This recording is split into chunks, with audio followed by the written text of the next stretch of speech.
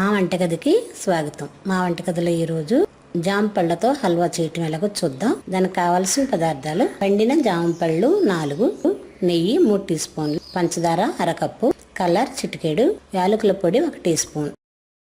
ఇప్పుడు ఎలా తయారు చేయాలో చూద్దాం. స్టవ్ పై చిన్న పాత్ర పెట్టి దానిలో నీళ్లు పోసి 4 జామ పళ్ళను ఉడికించుకుందాం. ఒక 5 నిమిషాలు ఉడికిస్తే జామ పళ్ళు మెత్తబడతాయి.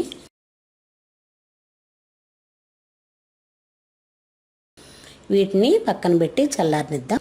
ఇలా చల్లారిన జామ పళ్ళను పైన స్కిన్ తీసేద్దాం. ఇప్పుడు బౌల్ తీసుకొని దానిలో ఉడికించిన జామ పళ్ళను పైన స్కిన్ ఒలిచేద్దాం.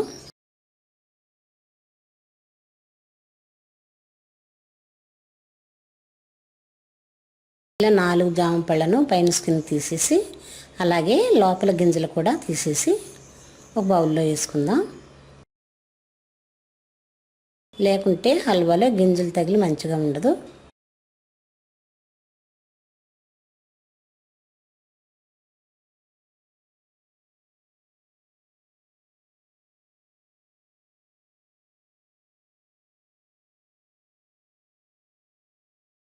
స్కిన్ గింజలు తీసేగా మిగిలిన జామ పళ్ళను మెత్తగా చేసుకుందాం.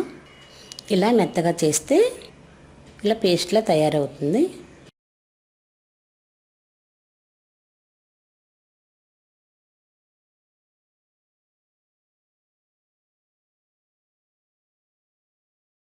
ఇప్పుడు స్టవ్ పై పాన్ పెట్టుకొని దానిలో ఇలా మనం మెత్తగా చేసిన జామ పళ్ళు పేస్టు అలాగే అర కప్పు పంచదార వేసి ఒక 10 నిమిషాలు ఉడికించుకుందాం.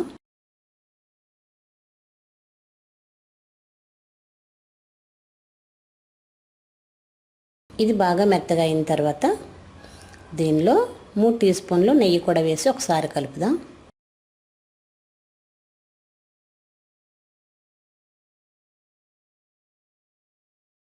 అలాగే దీనిలో 1 టీ స్పూన్ యాలకుల పొడి, చిటికెడు కలర్ కూడా వేసి బాగా కలిపి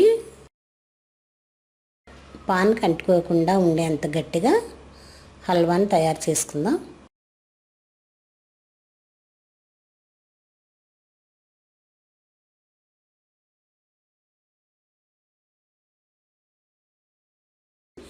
ఇలా రెడీ అయిన జామ పళ్ళ హల్వాని ఒక ప్లేట్లో వేసుకొని సమంగా చేద్దాం.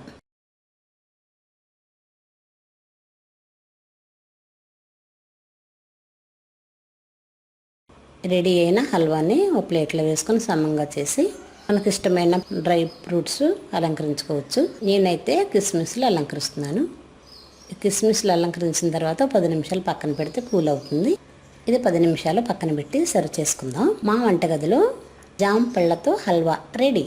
మరిన్ని వంటల కోసం మా వంటగదిని సబ్స్క్రైబ్ కాగలరు. ధన్యవాదములు.